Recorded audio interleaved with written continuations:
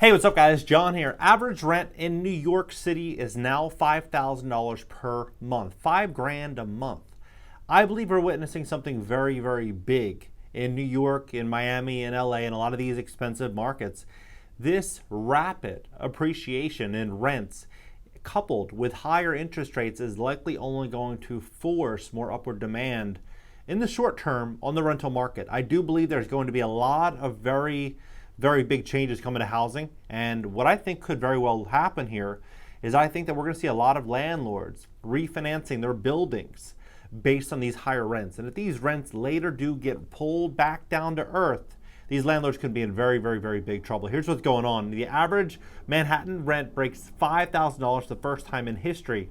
The average rental price in Manhattan is top $5,000 for the first time in the Big Apple in history, according to a jaw-dropping June market report compiled by Douglas Elliman and Miller Samuel. Specifically, the study tailed an average Manhattan rent is $5,058 per month, which alone would set the city back, a city tenant back $61,000 just in rent. $61,000. That figure marks a 1.7% month-over-month climb from the $49.75 average rent recorded in May, as well as a 29% year-over-year spike from the $3,922 average found in June of 2021. What this is also going to do is this is going to really be an opportunity in which they are going to start pushing forward a lot of tenant protections and taking away a lot of rights from landlords, saying that we need more affordable housing and more, we need more equity. This is what they're going to do. We need to combat inequality. And this is how they're going to do it, I believe, is they're going to really focus the lens on these high rents as the problem. Greedy capitalism is the problem. When in reality, all of these new protections, all of these new provisions in the landlord-tenant law, all this would likely do is strip away opportunity from aspiring entrepreneurs to buy properties, to invest. And all this will do is give more power and authority to the city over the people inside of the city, which long term is not going to be great for the tenant. Last month, Elliman and Miller Samuel revealed that Manhattan's median rent reached $44,000 the first time ever since May, a 25.2% year-over-year jump from the $3,195 median the previous May. Median rent and the price point value of the total price samples. Average rent is the sum of all rents divided by the number of sample size. You look at this chart, it's just out of control. Even 2008, 2009, when a lot of people were, forced to rent, you still had nothing like what we're seeing today. Since late 2021, rents have risen for a variety of factors, one of which includes ongoing record high inflation rates. Locals also began returning to the city from their hideaways, first as schools reopened and later as companies implemented hybrid office home arrangements. Out-of-towners who work full-time remote also began moving into New York to take advantage of their local flexibility. Well, now we're seeing office vacancy rate 16% on the low end. We've heard it as high as 21%. And Mayor Adams is saying that this office vacancy rate is likely only going to pick up over time until 2026. So this is going to be something that's not going to be going away anytime soon. So if job opportunity is starting to fade, the need to be inside of the city is starting to fade. Who is willing to spend $5,000 a month to live in New York City? Apparently a lot of people now, but I'm wondering who's going to be willing to do this in the long term.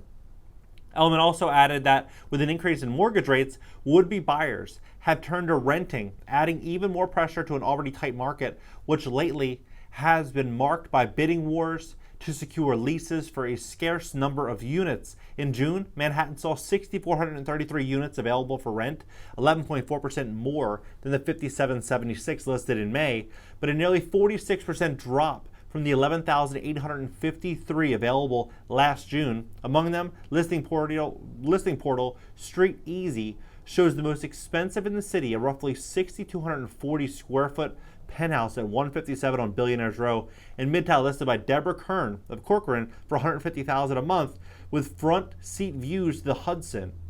Right. Well, that's obviously not going to be the median, but the report also tracks statistics in Brooklyn and Northwest Queens. Between all three areas, a total of 10,271 units were listed in June. In June 2021, 26,256 units were available. Figures of the Bronx and Staten Island, for part, Brooklyn showed rent almost $4,000 a month, $3,822 a month, up 20% from last June at $3,185. In median, and this just goes to show the middle class is getting completely eroded. People are being forced to push all of their money, they want to live in a big city, into a rental commitment. And all this is going to do is make the landlord more and more wealthy. And so what does this mean? This means that people really need to understand where the world's going. The world's going to go into a very expensive place. The dollar is going to get eroded over time. And this is the time to make as much money as possible and make smart investments. Position yourself accordingly, because the world's going to get much more expensive and much more challenging. The more money you have, the more options you have. Hit $3,300 a month, 22% year-over-year climb. Northwest Queens, which includes Prime Astoria, saw an average rent of $3,350 in June, up 15.1% from last June's $2,913 average.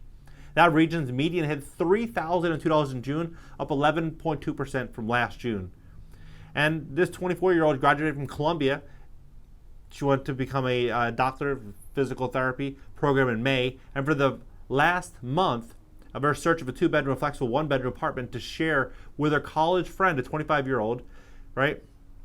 Even in the past 3 weeks, I think we've seen almost 25 to 30 apartments. I'll go see 5 in a day, said Finkelstein, who added that she and Aiden have searched around Midtown East, Midtown West, its Upper East Side or Upper West Side, with $4,000 a month, the budget between them. So pitching in $2,000 each. We have a pretty wide neighborhood range, she later added, but it's not made our search any easier. It means I'm running around more. Finkelstein saw one Manhattan apartment whose whole floor was slated at an angle. Another apartment had its bedrooms in the basement level.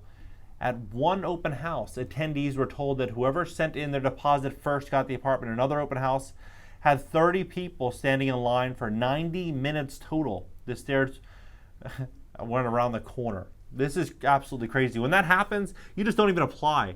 Like, you're like, no way. Through Finkelstein can stay with their family for now, and Eldon has been subletting. They hope things can calm down. We just have to keep looking. We have to keep reaching out to our brokers, hoping to get something early before it goes on the market. I mean, this is pretty wild. What's happening to the housing market, what's happening to the real estate market, what's happening to expensive cities, and what's happening to this economy.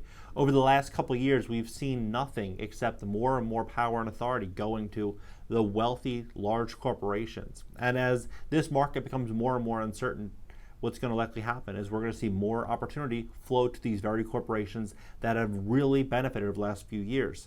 That being said, everyone needs to really pay attention to the writing on the wall. We're stepping into problematic times, but in problematic times comes big opportunity for the smart and savvy investor that really sees what's coming. What do you think about this entire situation?